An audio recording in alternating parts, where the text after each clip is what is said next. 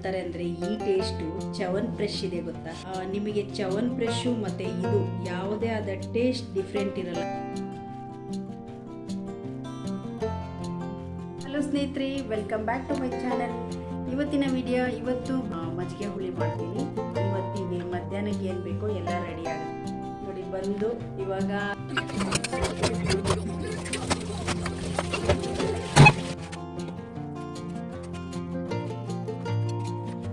Hello ಸ್ನೇಹಿತರೆ, welcome back to my channel.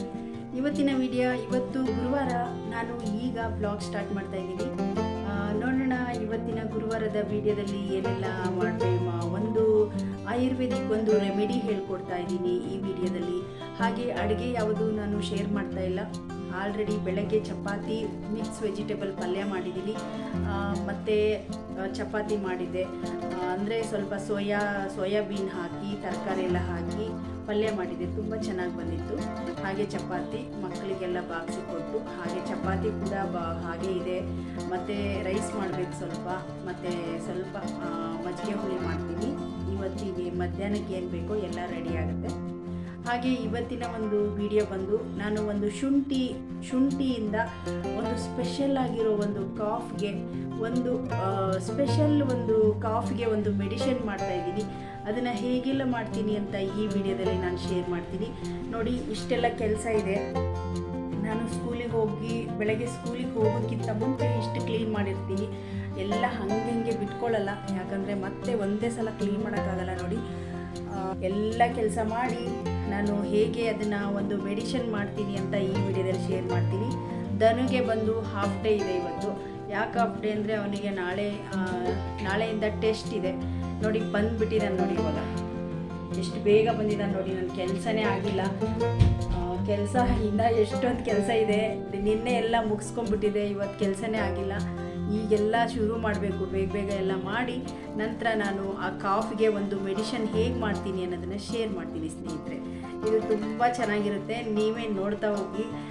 ಸ್ವಲ್ಪ different ಅಂತಲೇ ಹೇಳ್ಬೋದು. ಮಕ್ಕಳಿಗೂ ಕೂಡ ಇಷ್ಟ ಆಗುತ್ತೆ. ಅದನ್ನು ಮಾಡಿ ಒಂದು ಬಾಕ್ಸಲ್ಲಿ ಹಾಕಿ ಇಟ್ಕೊಬೋದು. ಯಾವಾಗ ಒಂದು ಸ್ವಲ್ಪ ಕಾಫಿ ರೋಡ್ ಇನ್ಫೆಕ್ಷನ್ ಎಲ್ಲ ಆಗಲೇ ನಾನು ತೋರಿಸ್ತೀನಿ ನಿಮಗೆ. ನೋಡಿ, ಬಂದು ಇವಾಗ ಸಾಕ್ಸನ್ನ ಅಲ್ಲಿ ಹಾಕಿದ್ದಾನೆ ನೋಡಿ. ಸಾಕ್ಸು ಬೆಲ್ಟು ಅಲ್ಲಿಟ್ಟಿದ್ದಾನೆ. ಇವಾಗ ಇವನು ಈಗ ತೆಗಿತಾ ಇದ್ದಾನೆ. ಪಟ ಕೆಲಸ ಮಾಡ್ಕೊಂಬರ್ತೀನಿ. ತುಂಬ ಕೆಲಸ ಇದೆ. ನಂತರ ನಿಮಗೆ ಆಮೇಲೆ ಸಿಗ್ತೀನಿ ಸ್ನೇಹಿತರೆ.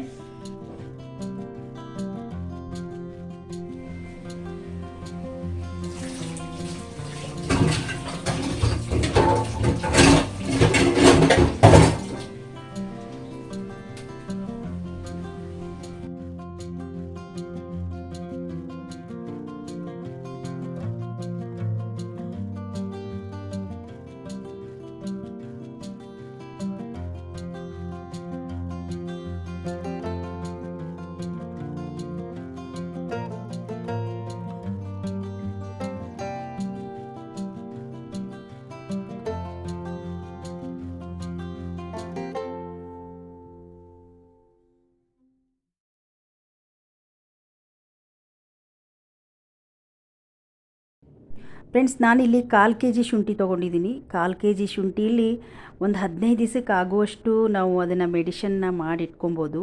ಅಂದರೆ ಚವನ್ ಫ್ರೆಶ್ ಥರನೇ ಇರುತ್ತೆ. ನೋಡ್ತಾ ಹೋಗಿ ಹೇಗೆಲ್ಲ ಮಾಡ್ತೀನಿ ಅಂತ ನೋಡಿ. ಮೊದಲಿಗೆ ನಾನು ಶುಂಠಿನ ಈ ಥರ ಸುಟ್ಕೊತಾ ಇದ್ದೀನಿ. ಇಲ್ಲಿ ನಾವೊಂದು ಚಾಕು ಅಥವಾ ಸ್ಪೂನು, ಒಂದು ಕಡ್ಡಿ ಯಾವುದಾದ್ರೂ ಒಂದು ಚುಚ್ಕೊಂಡು ಆ ಕಡೆ ಈ ಕಡೆ ನಾವು ಇದನ್ನು ಸ್ವಲ್ಪ ಬೆಂಕಿ ತಗಲಿದ್ರೆ ಸಾಕು, ಸಣ್ಣಗೆ ಸುಟ್ಟುತ್ತೆ. ಇದು ಬೇಗನೆ ದೊಡ್ಡ ಉರಿಲಿ ಇಟ್ಕೊಂಡ್ರೆ ಬೇಗ ಸುಟ್ಬಿಡುತ್ತೆ. ಎರಡೂ ಕಡೆನೂ ಚೆನ್ನಾಗಿ ಸುಟ್ಕೊಬೇಕು ನೋಡಿ. ಇವಾಗ ಈ ಥರ ಸುಟ್ಕೊಂಡ್ರೆ ಸಾಕಾಗುತ್ತೆ ನೋಡಿ. ಈಗ ನಾನೊಂದು ಚಾಕುದಲ್ಲಿ ಚುಚ್ಕೊಂಡು ಇದನ್ನು ನಾನು ಎರಡೂ ಕಡೆನೂ ನೀಟಾಗಿ ಸುಟ್ಕೊತಾ ಇದ್ದೀನಿ. ಹಸಿ ಇರಬಾರ್ದು, ಫುಲ್ ಅದು ಬೆಂಕಿ ತಗಲಬೇಕು. ಎಲ್ಲ ಕಡೆನೂ ಚೆನ್ನಾಗಿ ಸುಡಬೇಕದು, ಜಾಸ್ತಿ ಕಪ್ಪಾಗಬಾರ್ದು. ಆ ಥರ ನಾವು ಹದವಾಗಿ ಇದನ್ನು ಸುಟ್ಕೊಬೇಕು. ಎಲ್ಲ ನಾನು ತೊಗೊಂಡಿರೋ 1/4 kg ಶುಂಠಿನೂ ಇದೇ ಥರ ಸುಟ್ಟು ಎತ್ತಿಟ್ಕೊತೀನಿ. ಬನ್ನಿ ಮುಂದೆ ನೋಡೋಣ. ನೋಡಿ, ಈಗ ನಾನು ಶುಂಠಿ ಎಲ್ಲ ಈ ಥರ ಸುಟ್ಟು ಎಲ್ಲ ಶುಂಠಿನೂ ನಾನು ಸುಟ್ಟು ಒಂದು ಪ್ಲೇಟಿಗೆ ಇಟ್ಕೊತೀನಿ. ನಾವು ಅದನ್ನು ಪೇಸ್ಟ್ ಮಾಡುವಾಗ ಮತ್ತೆ ಅದನ್ನು ತೊಳ್ಕೊಬೇಕಾಗುತ್ತೆ, ಇಲ್ಲಾಂದರೆ ಕಪ್ಪಾಗಿಬಿಡುತ್ತೆ. ನೋಡಿ ಈ ಥರ ಚುಚ್ಕೊಂಡು ಎಲ್ಲ ಶುಂಠಿನೂ ಇದೇ ಥರ ಬೇಯಿಸ್ಕೊಂಡು ಅಂದರೆ ಸುಟ್ಟಿ ಎತ್ತಿಕ್ಕೋತಾ ಇದ್ದೀನಿ. ಇದು ತುಂಬ ಚೆನ್ನಾಗಿರುತ್ತೆ, ಡಿಫ್ರೆಂಟ್ ಅಂತಲೇ ಹೇಳ್ಬೋದು. ಇದನ್ನು ನೀವು ಮಾಡಿ ನೋಡಿ ಗೊತ್ತಾಗುತ್ತೆ. ಇದನ್ನು ತಿಂತಾಯಿದ್ರೆ ಸೇಮ್ ಚ್ಯವನ್ಪ್ರಶ್ ತಿಂದಂಗೆ ಆಗುತ್ತೆ. ಅದಕ್ಕೇನೇನು ಹಾಕ್ತಾರೋ ನಮ್ಗೆ ಗೊತ್ತಿಲ್ಲ, ಆದರೆ ನಾವು ಹಾಕೋ ಒಂದು ಕಡಿಮೆ ಪದಾರ್ಥಗಳನ್ನು, ಮನೆಯಲ್ಲೇ ಇರೋ ಕಡಿಮೆ ಪದಾರ್ಥಗಳನ್ನು ಬಳಸಿ ಇಷ್ಟು ಒಳ್ಳೆಯ ಒಂದು ಕಾಫಿಗೆ ಒಂದು ಮೆಡಿಷನ್ ಮಾಡ್ಬೋದು. ನಾನಿದು ಎರಡನೇ ಸಲ ಮಾಡ್ತಾ ಇರೋದು. ತುಂಬ ಚೆನ್ನಾಗಿರುತ್ತೆ. ಒಂದು ಸಲ ಇದೇ ಮೆಥಡಲ್ಲಿ ಮಾಡಿ ನೋಡಿ.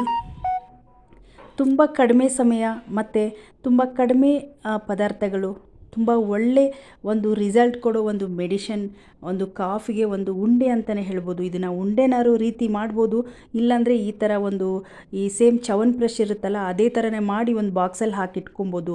ಯಾವುದೇ ಫ್ರಿಜ್ಜಲ್ಲಿ ಇಡೋದು ಬೇಡ, ಹಾಗೆ ಇಟ್ಟರೂ ಕೂಡ ಇದು ತುಂಬ ಚೆನ್ನಾಗಿರುತ್ತೆ. ಹಾಗೆಯೇ ನಾವು ಇದನ್ನು ಬಳಸ್ಬೋದು, ಯಾಕಂದರೆ ಯಾವುದೇ ಆದ ನೀರಿನಂಶ ಇರಲ್ಲ, ಇದು ಹಾಳಾಗಲ್ಲ. ನೋಡಿ ಎಲ್ಲ ನಾನು ಸುಟ್ಟು ಒಂದು ತಟ್ಟೆಗೆ ಹಾಕಿಟ್ಕೊಂಡಿದ್ದೀನಿ. ಇದು ಇವಾಗ ಸ್ವಲ್ಪ ತೊಳ್ಕೊಬೇಕು. ಅದು ಸ್ವಲ್ಪ ಕಪ್ಪಿರುತ್ತೆ ಸುಟ್ಟಿರೋದ್ರಿಂದ, ಹಾಗಾಗಿ ಅದು ನಾವು ಮಾಡೋ ಒಂದು ಇದರಲ್ಲಿ ಮೆಡಿಷನಲ್ಲಿ ಅದು ಬಂದುಬಿಡುತ್ತೆ ಅಂತ ನಾನು ಅದನ್ನು ನೀಟಾಗಿ ತೊಳ್ಕೊತಾ ಇದ್ದೀನಿ. ತೊಳೆದು ಅದಾದಮೇಲೆ ನಾನು ಇದನ್ನು ಹೆರಿತಾ ಇದ್ದೀನಿ. ಹೆರಿಯೋಕ್ಕೆ ಬರ್ತಾಯಿಲ್ಲ, ಯಾಕಂದರೆ ಶುಂಠಿ ಸ್ವಲ್ಪ ನಾರಿನಂಶ ಇರೋದ್ರಿಂದ ಹೆರಿಯೋಕ್ಕೆ ಬರಲ್ಲ. ಮತ್ತು ನಾನು ಅದನ್ನು ಕಟ್ ಮಾಡ್ಕೊತೀನಿ ಇವಾಗ. ಅದನ್ನು ಮತ್ತೆ ತೆಗೆದಿಡ್ತಾ ಇದ್ದೀನಿ. ನೋಡಿ ಸ್ವಲ್ಪ ಹೆರದೆ ಬರಲಿಲ್ಲ, ಅದಕ್ಕೆ ನಾನು ಈಗ ಒಂದು ಚಾಕು ಅಥವಾ ಒಂದು ಮೆಟ್ಗತ್ತಿ ಅನ್ಬೋದು, ಕುಡುಗೋಲಿನ ಸಹಾಯದಿಂದ ಎಲ್ಲ ಸಣ್ಣದಾಗಿ ನಾನು ಕಟ್ ಮಾಡ್ಕೊತೀನಿ. ನೋಡಿ ಸಣ್ಣ ಸಣ್ಣ ಪೀಸನ್ನೆಲ್ಲ ಮಾಡಿಕೊಂಡು ನಾನು ಇದನ್ನು ಮಿಕ್ಸಿಗೆ ಹಾಕಿ ನುಣ್ಣಗೆ ಪೇಸ್ಟ್ ಮಾಡ್ಕೊತೀನಿ.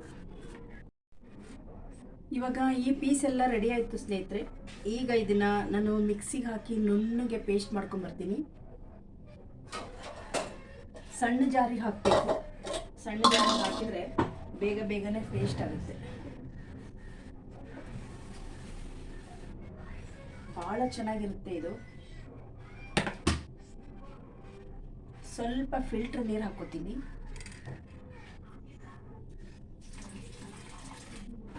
ಯಾಕಂದರೆ ಇದು ನುಣ್ಣಗೆ ಪೇಸ್ಟ್ ಆಗಬೇಕಂದ್ರೆ ಸ್ವಲ್ಪ ನಾವು ಇದಕ್ಕೆ ಫಿಲ್ಟರ್ ನೀರನ್ನ ಹಾಕೋಬೇಕಾಗುತ್ತೆ.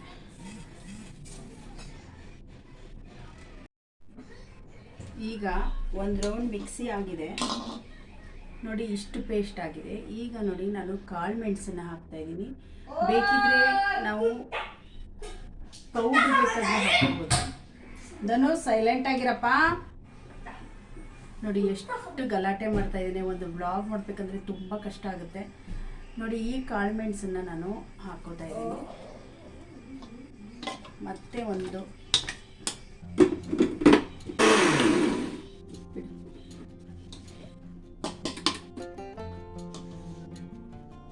ನೋಡಿ ಫೈನ್ ಪೇಸ್ಟ್ ರೆಡಿಯಾಗಿದೆ. ಈಗ ಇದನ್ನು ರೆಡಿ ಮಾಡೋಣ ಬನ್ನಿ ಫ್ರೆಂಡ್ಸ್. ಇಲ್ಲಿ ನೋಡಿ ಒಂದು ಕಡಾಯಿ ಇಟ್ಕೊಂಡಿದ್ದೀನಿ. ಒಂದು ದಪ್ಪ ಪಾತ್ರೆ ಕಡಾಯಿ ಇಟ್ಕೊಬೇಕು, ಯಾಕಂದರೆ ಅದು ನೀರಿನಂಶ ಹೋಗೋವರೆಗೂ ನಾವು ಫ್ರೈ ಮಾಡಬೇಕಾಗುತ್ತೆ.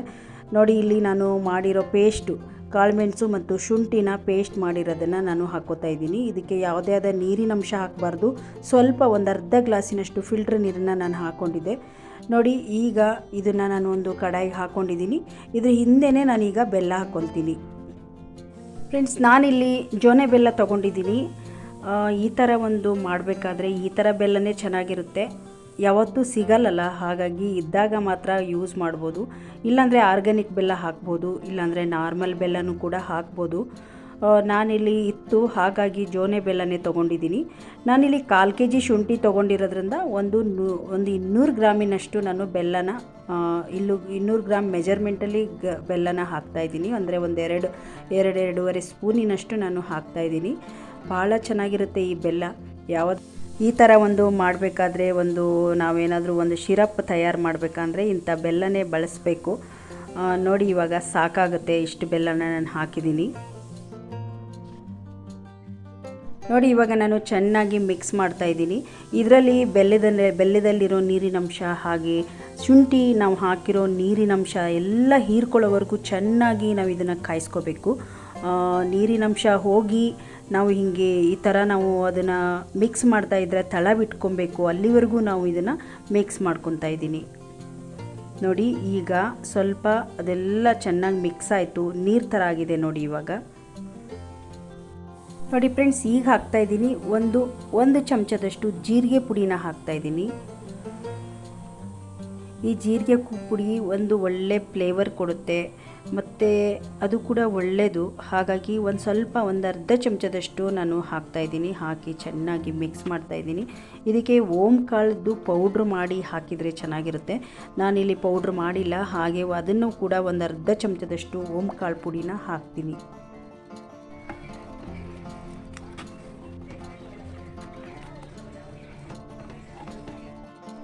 ನೋಡಿ ಇದಕ್ಕೆ ಈಗ ಓಂ ಕಾಳನ್ನು ಹಾಕೋತಾ ಇದ್ದೀನಿ. ಚೆನ್ನಾಗಿ ಕುದೀತಾ ಇದೆ ನೋಡಿ. ಕುದ್ದು ಒಂಥರ ಪಾಕ ಟೈಪ್ ಬರಬೇಕದು. ಆವಾಗ ಅದು ಉಂಡೆ ಮಾಡೋಕ್ಕೆ ಸರಿ ಹೋಗುತ್ತೆ. ಸ್ವಲ್ಪ ಆರಿದ ಮೇಲೆ ನಮಗೆ ಉಂಡೆ ಚೆನ್ನಾಗಿ ಬರುತ್ತೆ ನೋಡಿ. ಇವಾಗ ಎಷ್ಟು ಚೆನ್ನಾಗಿರೋ ಒಂದು ಶಿರಪ್ ರೆಡಿಯಾಗಿದೆ ನೋಡಿ. ನಮಗೆ ಎಷ್ಟೇ ಕೋಲ್ಡ್ ಇದ್ದರೂ, ಎಷ್ಟೇ ಒಂದು ಗಂಟಲು ನೋವಿದ್ರೂ ಇದು ಒಂದು ಉಂಡೆ ತಿಂದರೆ ಫುಲ್ ಕಫ ಎಲ್ಲ ಕಡಿಮೆ ಆಗುತ್ತೆ. ಅಷ್ಟೊಂದು ಒಳ್ಳೆ ಎಫೆಕ್ಟಿವ್ ಒಂದು ಕಾಫ್ಗೆ ಒಂದು ಮೆಡಿಷನ್ ಅಂತಲೇ ಹೇಳ್ಬೋದು ಆಯುರ್ವೇದಿಕ್ ಆಗಿ.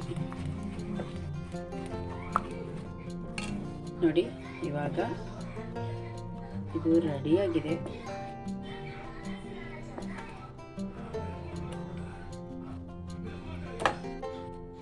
ನೋಡಿ ಫ್ರೆಂಡ್ಸ್, ಈಗ ನಮ್ಮ ಶಿರಪ್ ಅಂತನವರು ಹೇಳ್ಬೋದು, ಉಂಡೆ ಮಾಡ್ಬೋದು. ಇದನ್ನು ಬೇಕಿದ್ರೆ ಹಾಗೇನಾದರೂ ನಾವು ಬಳಸ್ಬೋದು.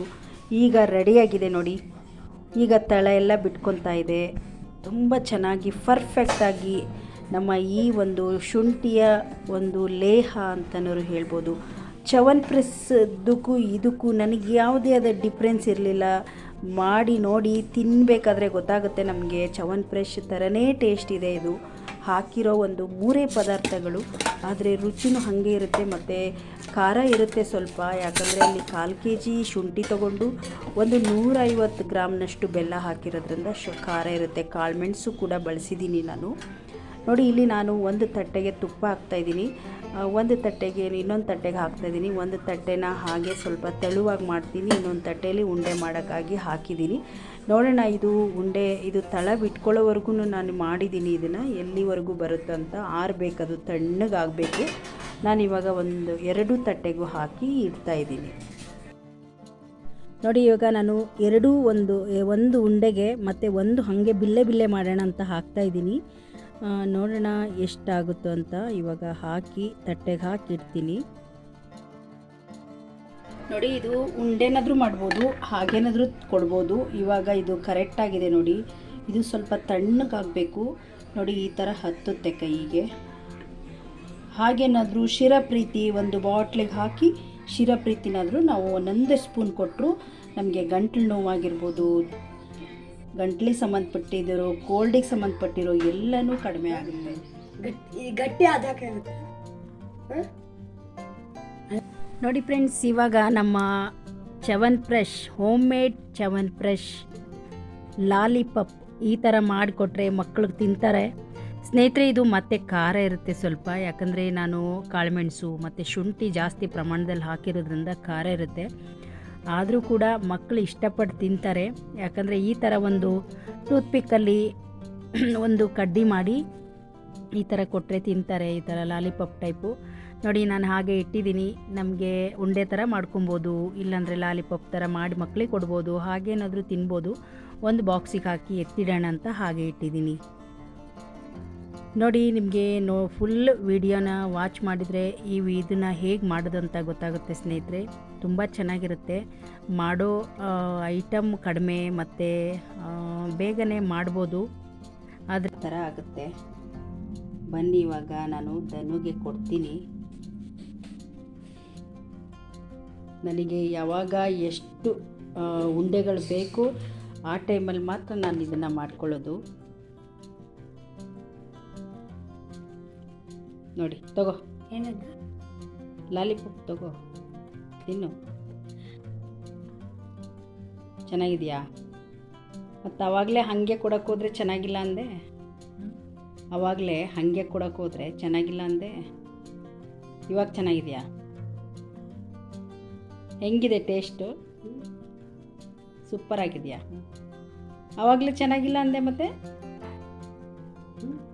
ನೋಡಿ ತಿಂದಾಕೆ ಬಿಟ್ಟ ನೋಡಿ ಫ್ರೆಂಡ್ಸ್. ಇದನ್ನು ನಾನು ಆವಾಗಲೇ ಅದೊಂದು ಸ್ವಲ್ಪ ತೆಳುವಾಗಿತ್ತು, ಒಂದು ಸ್ಪೂನಲ್ಲಿ ತಗೋ ನೋಡೋಣ ಅಂತ ಹೇಳಿ ಕೊಟ್ಟರೆ ಅದನ್ನು ಅವನು ತೊಗೊಂಡಿಲ್ಲ. ಕೋಲ್ಡ್ ಬೇರೆ ಆಗಿದೆ ಅವನಿಗೆ ಇವಾಗ ಒಳ್ಳೆ ಎಫೆಕ್ಟ್ ಕೊಟ್ಟಿರುತ್ತೆ ಅವನಿಗೀಗ. ಖಾರ ಇದೆಯಾ? ಖಾರ ಇದೆಯಾ ಇಲ್ವಾ? 1/4 kg ಶುಂಠಿ ಹಾಕಿರೋದು, 100 ಗ್ರಾಮ್ ಬೆಲ್ಲ ಹಾಕಿರೋದು. ಖಾರ ಇಲ್ವಂತೆ ನೋಡಿ ಸ್ನೇಹಿತರೆ. ನೋಡಿ ಈ ಉಂಡೆನ ಇವಾಗ ನಾನು ಒಂದು ತಿಂತಾಯಿದ್ದೀನಿ. ತುಂಬ ಚೆನ್ನಾಗಿ ಬಂದಿದೆ. ನಾವು ಈ ಪತಂಜಲಿದಾಗಿರ್ಬೋದು ಕೆಲವು ಇದಕ್ಕೆ ಏನಂತಾರೆ ಅಂದರೆ ಈ ಟೇಸ್ಟು ಚವನ್ ಫ್ರೆಶ್ ಇದೆ ಗೊತ್ತಾ? ಚವನ್ ಫ್ರೆಶ್ಶು ನಾವು ಈ ಕೊರೋನಾ ಬಂದಿರೋ ಟೈಮಲ್ಲಿ ಚವನ್ ಫ್ರೆಶ್ ತೊಗೋತಾ ಇದ್ವಿ. ಅಮಿವೇವರ್ದು ಒಂದು 2-3 ಬಾಟ್ಲ ತೊಗೊಂಡಿದ್ವಿ. ಸೇಮ್ ಅದೇ ಟೇಸ್ಟೇ ಇದೆ ನೋಡಿ ಸ್ನೇಹಿತರೆ. ಇದು ನಾವು ಅಂದ್ಕೊತೀವಿ ಚವನ್ ಫ್ರೆಶ್ ಹೇಗೆ ಮಾಡ್ತಾರೆ ಅಂತ. ಬೇಕಿದ್ರೆ ನೀವು ಟ್ರೈ ಮಾಡಿ ನೋಡಿ.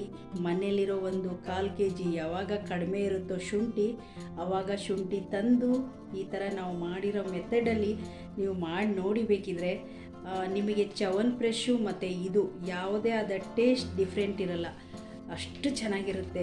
ಈಗ ಈ ಟೈಮಲ್ಲಿ ಮಕ್ಕಳಿಗೆ ತುಂಬ ಕೋಲ್ಡ್ ಆಗುತ್ತೆ ನೋಡಿ. ನಾವು ಒಂದು ಬಾಕ್ಸಲ್ಲಿ ಮಾಡಿಟ್ರೆ ಇದಂತೂ ಯಾವತ್ತೂ ಕೆಡಲ್ಲ. ಇದು ಇದೇ ಥರ ಇದಿರುತ್ತೆ. ಯಾವುದೇ ಆದ ಫ್ರಿಜ್ಜಲ್ಲಿ ಇಡೋ ಅವಶ್ಯಕತೆಯೂ ಇಲ್ಲ. ಯಾಕಂದರೆ ನೀರಿನ ಅಂಶ ಏನೂ ಇರಲ್ಲ ಇದರಲ್ಲಿ, ಚೆನ್ನಾಗಿ ಡ್ರೈ ಆಗಿರುತ್ತೆ. ಹಾಗಾಗಿ ಇವಾಗ ನೋಡಿ ನಾನು ತಿಂತಾಯಿದ್ದೀನಿ.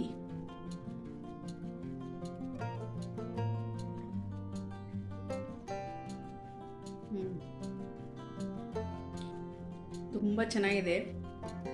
ನಾನು ತಿಂದಿದ್ದೀನಿ ಚವನ್ ಫ್ರೆಶ್ಶು. ಅದಕ್ಕೂ ಇದಕ್ಕೂ ಯಾವುದೇ ಆದ ಡಿಫ್ರೆನ್ಸ್ ಇಲ್ಲ, ಸೇಮ್ ಟೇಸ್ಟ್ ಇರುತ್ತೆ.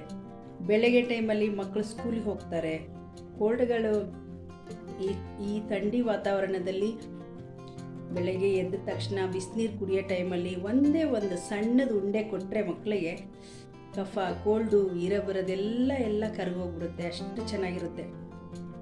ನೋಡಿದ್ರಲ್ಲ ಸ್ನೇಹಿತರೆ, ಇವತ್ತಿನ ಮಾಡಿರೋ ಒಂದು ಶುಂಠಿಯಿಂದ ಮಾಡಿರೋ ಒಂದು ಕೋಲ್ಡ್ಗೆ, ಕಾಫ್ಗೆ ಎಲ್ಲದಕ್ಕೂ ಯೂಸ್ ಆಗೋಂಥ ಆಯುರ್ವೇದಿಕ್ ಆಗಿರೋ ಮನೆ ಮದ್ದು ಅಂತಲೇ ಹೇಳ್ಬೋದು. ಹಾಗೆ ಲಾಲಿಪಪ್ಪು ಅಂತಲೇ ಹೇಳ್ಬೋದು, ಚವನ್ ಬ್ರಷ್ ಅಂತಲೇ ಹೇಳ್ಬೋದು. ಬೇಕಿದ್ರೆ ಮಾಡಿ ನೋಡಿ. ನೀವು ಮಾಡಿ ನೋಡಿ ನನಗೆ ಕಮೆಂಟ್ ಮಾಡಿ ಹೇಗಿದೆ ಅಂತ ನೀವೇ ಹೇಳ್ತೀರಾ. ಓಕೆ ಫ್ರೆಂಡ್ಸ್, ಇವತ್ತಿನ ವಿಡಿಯೋ ಇಲ್ಲಿಗೆ ಎಂಡ್ ಮಾಡ್ತಾಯಿದ್ದೀವಿ. ಹಾಗೆ ಈ ವಿಡಿಯೋ ನಾಳೆ ಅಪ್ಲೋಡ್ ಮಾಡ್ತೀನಿ. ಧನುಗೆ ಟೆಸ್ಟ್ ಇರೋದ್ರಿಂದ ನಾನು ಇದು ಸ್ವಲ್ಪ ಲೇಟಾಗಿ ನಿಮಗೆ ಬರ್ಬೋದು. ಮತ್ತೆ ಮುಂದಿನ ವಿಡಿಯೋದಲ್ಲಿ ಸಿಗೋಣ. ಅಲ್ಲಿವರೆಗೂ ತುಂಬ ಹೃದಯದ ಧನ್ಯವಾದಗಳು ಸ್ನೇಹಿತರೆ.